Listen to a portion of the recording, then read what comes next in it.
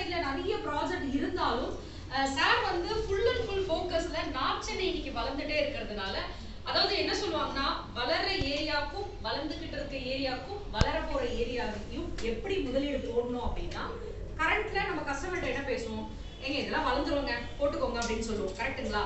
ஆனா வளர்ந்த ஏரியால நம்ம வந்து கோடிக்கணக்கில் தான் போட முடியும், மினிமம் லட்சத்துல போட முடியாது. அப்போ இன்னைக்கு வளர போற ஏரியாவும் சைமல்டேனியஸா நம்ம கிட்ட இருக்கிற ப்ராஜெக்ட்டும் அந்த இடத்துல வளரும் போது இந்த இன்ஃப்ராஸ்ட்ரக்சர் டெவலப்மெண்ட் வளர்ந்து வந்து நிற்கும் பொழுது ரேட்டு வேற மாதிரியான ரேஞ்சில் இருக்கும்.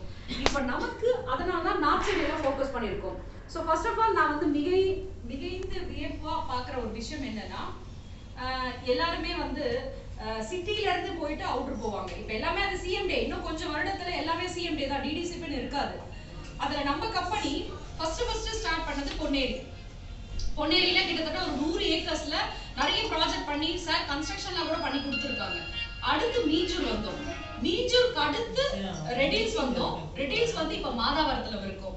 சோ நான் என்ன மிகைந்து பார்க்கறேன்னா, மாதாவரத்துல இன்னைக்கு ஒரு லேண்ட் எடுத்து போடுறதுன்றது இட்ஸ் நாட் ஈஸி, கோடிக்கணக்கில் போயிட்டு இருக்கு. அதுக்கு மேஜர் வந்து சார் சொன்ன மாதிரி அடுத்தடுத்த மீட்டிங்ல அந்த டெவலப்மெண்ட், அங்க ஏன் கஸ்டமர் வாங்கணும் அப்படின்றத நம்ம கரெக்டா அந்த ட்ரைனிங் மீட்டிங்ல கத்துக்கணும்னா ஈஸியா எக்ஸ்பிளனேஷன் பண்ணிடலாம். ரொம்ப அதுக்கு காம்ப்ளிகேட்டடா கிடையாது. ஏன்னா அந்த பொருளையும் இந்த வியாபாரத்தையும் நம்ம எந்த அளவுக்கு முழுபாடா அதை லவ் பண்றோன்றத பொறுத்து தான் நம்மளோட கம்யூனிகேஷன் வெளியில வார்த்தையா வரும்போது கஸ்டமருக்கும் அந்த ப்ராஜெக்ட்டுக்கும் ஈஸியா கனெக்ட் பண்ணும். அதுல கண்டிப்பா ரிசல்ட் வரும். நம்ம நினைப்போம் தெரியுங்களா, அவங்களுக்கு மட்டும் சேல்ஸ் வருது எனக்கு மட்டும் ஏன் வரல அப்படின்னா, எல்லாருக்கும் ஒரு விதமான குவாலிட்டி இருக்கு.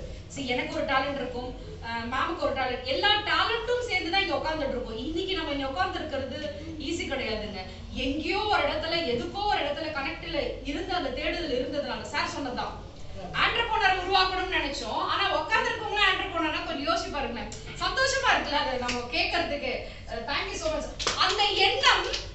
அந்த எண்ணம் இந்த காஸ்மிக்கோட கனெக்ட் பண்ணி அவர் வந்தாரு, அதுக்கப்புறம் இவங்க வந்தாங்க, இவங்க வந்து இந்த டீம் உட்கார்ந்துட்டு இருக்கும். கண்டிப்பா வந்து நம்மளுக்கே தெரியுது எந்த அளவுக்கு சக்சஸ் நோக்கி நம்ம போறோம்னு சொல்லிட்டு. சோ நான் பேசிக்கா அந்த நம்மளோட ப்ராஜெக்ட் மட்டும் எடுத்துறேன். இப்ப பாத்தீங்கன்னா நான் சொன்னது பொன்னேரி இல்ல அப்படி சொல்லிடுறேன். நானு பொன்னேரியில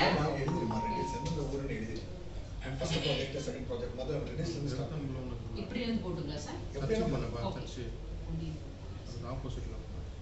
பொன்னேரியில வந்து பாத்தீங்கன்னா நம்மளுக்கு DTCP 600 square feet and 1200 about 2400.